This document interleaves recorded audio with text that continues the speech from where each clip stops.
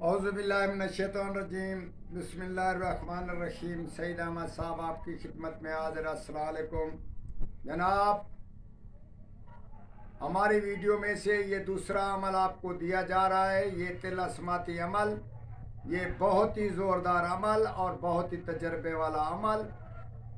इस अमल का कोई सानी नहीं।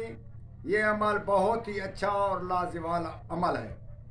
इस अमल का ये होता है कि अगर ये अमल आपके यहाँ नहीं तो आपके घर में झगड़ा, परेशानी, औलाद का ना होना, औलाद का लूल्हा लंगड़ा होना, या इसी सूरत में माजूर होना, या और ज़ोरदार बीमारियां पैदा हो जाना, ना इत्तेफाकी तो होती रहती है।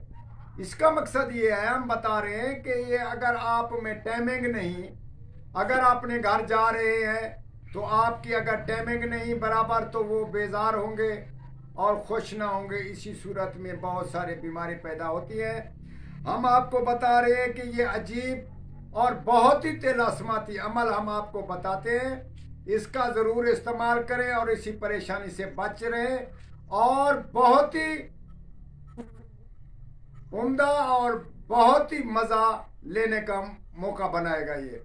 ये इसमें ये होता है कि इमसाक, टाइमिंग और मोहब्बत का ज़ोरदार उभार होता है दोनों फरीकों में, और इसी तरीके से ये बहुत ही मज़ेदार चीज़ है। इसको ये है कि अगर ये चार चीज़ें अगर आप एक साथ बांध कर कमर में बांध लें और दूसरा चार चीज़ों को रगड़ कर उसका सफूफ बनाकर और किसी चीज़ के साथ वो मिलाकर अज़ाए ख़ास पे थोड़ी सी मालिश कर दें तो ये बहुत ही मज़ेदार अमल है।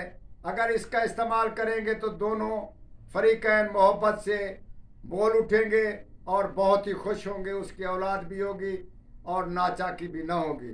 चार चीज़ें हम आपको बताते हैं, वो इंशाअल्लाह ताला आप ले लें। तो उसके वास्ते इंशाअल्लाह ताला दो मनती ये एक दवाई है का नाम है, और गिलो ये भी एक दवाई का नाम है।